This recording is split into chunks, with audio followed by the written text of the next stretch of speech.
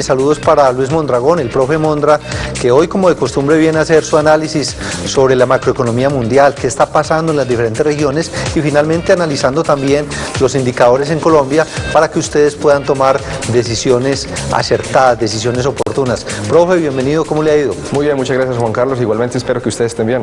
Profe, muy bien. Esta situación de China algo como preocupante porque el Producto Interno Bruto, los últimos resultados no eran de acuerdo con lo que se esperaba y muy inferior al trimestre anterior. Cierto, un dato para el segundo trimestre del orden del 7.6 comparado con más de un 8% que registró precisamente en el trimestre previo.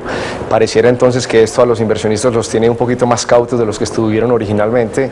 Pareciera que las autoridades monetarias en China entonces seguirían en ese proceso de bajar tasas de interés y adicionalmente disminuir los requerimientos de lo que es la reserva bancaria que generalmente estos están solicitando para efectos de mantener lo que llaman ese flujo monetario y la digamos autorización de créditos. Muy bien, eso es lo que tiene que ver con China. Ahora analicemos qué viene pasando por Europa. Europa durante las últimas 2 semanas ha habido una serie de reuniones que han permitido que los países más emproblemados, en particular España, han logrado, digamos, que los países que han ido liderando como Francia y Alemania en particular estén un poco más relajados y les hayan permitido postergar un poco esas metas tan difíciles, austeras que ellos tienen que lograr para el 2012. Así las cosas ya pasan hasta el 2013-2014, dejando un poquito ese aspecto, digamos, tan rígido que hasta el momento venía teniendo las autoridades alemanas y de esa manera permitiendo de pronto que el pueblo español se sienta un poquito más comprendido desde el punto de vista social. El Banco Central Europeo hace reducción en las tasas. Estaban en el 1, ahora hay 25 puntos, o sea 0.75. ¿Cómo se lee eso en el mercado? Se lee como una clara ratificación de que actualmente la Comunidad Económica Europea pasa por una muy difícil situación. El crecimiento es anímico, en algunas ya están en recesión, como han sido las economías periféricas, un Grecia, un España, un Italia, y así las cosas, pues esto tiende nuevamente a tratar de estimular el crecimiento económico y consecuentemente el euro ha roto importantes niveles técnicos. En primera instancia, recordemos más de un mes atrás en 1.25, luego pasó 1.23, hoy en día ya está titubeando con el 1.22 y se especula, como lo dije también en el blog que escribí hace una semana larga atrás para el periódico El Colombiano, de la alta probabilidad de que visite el 1.20 dólares por euro.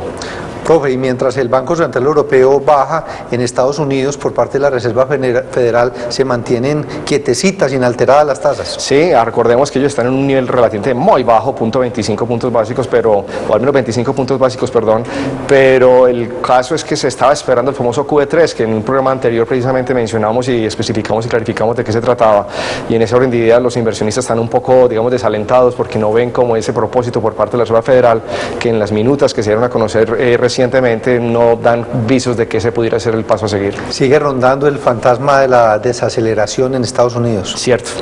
Ya por tercer mes consecutivo las ventas del comercio al detalle siguen a la baja. Infortunadamente la creación de empleos está muy por debajo de las expectativas de la mayoría de los analistas. Se espera que mínimo para que la economía estadounidense recupere vuelo tienen que generar más de 200.000 puestos de trabajo y actualmente están por debajo de los 100.000, cosa que obviamente genera gran incertidumbre hacia el mediano plazo. Profe, y en Colombia los datos macro empiezan a generar presión sobre el Banco de la República para bajar las tasas. Sí, Juan Carlos, recordemos que yo he sido muy reiterante en ese aspecto. El hecho de que ya vemos, por ejemplo, que las exportaciones a mayo ya venían creciendo por un dígito casi del 4 o 5% a lo sumo, las ventas de vehículos ya muestran una clara desaceleración, incluso negativo en algunos meses, creciendo máximo un 1% con respecto al año previo, e incluso los precios de vivienda usada también empiezan a mostrar una desaceleración y el ánimo de actividad edificadora. Y así las cosas, pues los exportadores no caben la menor duda que han sentido también un importante, digamos, dolor desde el punto de vista cambiario. Recordemos que el peso sigue siendo muy apreciado con respecto al dólar y eso también ha incidido claramente en sus balances desde el punto de vista de sus ventas al exterior. ¿Hay deterioro en la cartera de consumo en Colombia? Sí. Juan Carlos, este es de los temas más delicados que actualmente hemos de monitorear.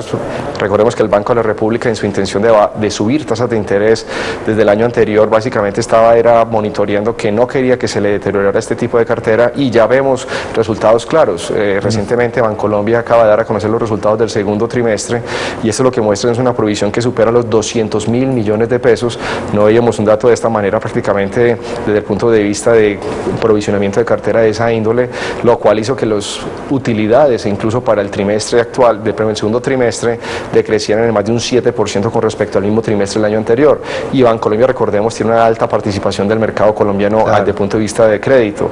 En ese orden de ideas, no me extrañaría que el resto de bancos del sector financiero también empiecen a mostrar señales parecidas. Veo que Avianca, TACA viene teniendo un comportamiento muy positivo. ¿Qué otras acciones están al alza? Pero recordemos, Juan Carlos, no con el ánimo de darme pues el baño famoso de popularidad, pero... Usted lo había dicho, sí, me consta. Consta y está grabado. Y está grabado porque yo aprovecho y este mismo video, aprovechando que en el canal tuyo, el canal de ustedes de Negocios en Telemedellín en YouTube, yo aprovecho y lo anexo al blog que saco para el periódico El Colombiano llamado Abaco. Y en él quedó que hace más o menos 2 semanas atrás recomendé la compra de las acciones de Avianca. A la fecha estas han dado un incremento, han reportado, registrado una alza cercana al 9%, lo cual si lo llamamos a efectivo anual es una tremenda rentabilidad. En ese orden de ideas, continuando con una idea hacia futuro en cuanto al mercado accionario, yo creo que hay unos niveles muy interesantes generalizadamente hablando, Juan Carlos, y yo creo que es momento de reposicionarnos para hacia el final de año. En materia de inversión, sobre todo en este tema accionario, ¿qué otros consejos considera usted que sean claves con la coyuntura actual que está pasando en Colombia? Es importante reducir un poquito ese tema del endeudamiento que venía trayendo el Banco de la República. Yo creo que es muy sensato que ya las familias en cierta forma también sean un poquito más delicadas en cuanto a no gastar por gastar, sí, que sean discrecionales. O sea, hay que tener precaución en el consumo. Pues hombre, sí, porque yo creo que los bancos viendo un deterioramiento en la cartera como se está viendo actualmente, de pronto sean más exigentes al día de mañana para efectos de otorgar créditos adicionales. Y en esa orden de ideas, el estudio de un flujo de caja a nivel de la familia, de la persona, quien está solicitando el crédito, va a ser vital. Entonces, en esa orden de ideas, yo sugeriría que las personas del común no vayan a gastar solamente por el mero hecho de que tengan una tarjeta de crédito y pare de contar, no, que lo hagan de una manera racional, entendiendo que detrás de eso existe un lucro, pero llámese o por el lado de inversión o porque realmente es lo que necesitan. Lo que usted está diciendo es, si usted hoy tiene buenos hábitos de consumo, eso le va a abrir las puertas a créditos futuros. Claro que sí, un muy buen balance y un estado de resultados con una buena generación de caja, generalmente es muy bien visto por las entidades crediticias y con seguridad la obtención de un crédito es mucho más factible. Profe Mondra, tenemos pendiente analizar el dólar, que mantiene ahí la resistencia por los 1800. Sí, Juan Carlos, ya estás muy técnico por lo que veo. Es correcto, recordemos que Colombia ha sido uno de los destinos de inversión extranjera directa a lo largo de los últimos 2 años. Para este año estaba creciendo en el orden del 22% con respecto al año previo. En otras palabras, grosso modo, si el año anterior tuvimos un ingreso de cerca de 13.000 millones de dólares por ese concepto, para este año de continuar este ritmo podríamos ver más o menos 18.000. Y eso en parte es lo que está perjudicando al dólar. El hecho de que esta entrada importante de divisas del exterior, buscando la inversión en sectores como el de hidrocarburos, seguramente va a mantener al peso colombiano todavía como una moneda fuerte comparativamente al resto. Consejos prácticos, específicos para importadores y para exportadores. Arranquemos primero con importadores. Para ambos juega la siguiente recomendación y es la importancia de las famosas coberturas. Hace como unos 3 programas atrás tú me preguntaste precisamente cuál era el uso de las coberturas cambiarias y eso sigue siendo básicamente la norma. Antes de un empresario consciente de las implicaciones que tiene la fluctuación en la tasa de cambio, llámese porque es un importador o un exportador, vigile ese aspecto de riesgo, el riesgo financiero. Y ese se puede controlar, no se disipa 100%, pero sí se controla en un alto porcentaje a través del uso de estos derivados, en particular de las coberturas que a través, por ejemplo, de la bolsa de valores o inclusive a través de los bancos mediante forwards, uno pudiera limitar precisamente el efecto que tendría eventualmente en el negocio. Profe, muchísimas gracias, como siempre, le entendemos muy bien y esperamos que los televidentes también, todo lo que usted nos explica y esos consejos prácticos para el mundo de los negocios. Gracias, Juan Carlos, y espero poder estar en una próxima oportunidad.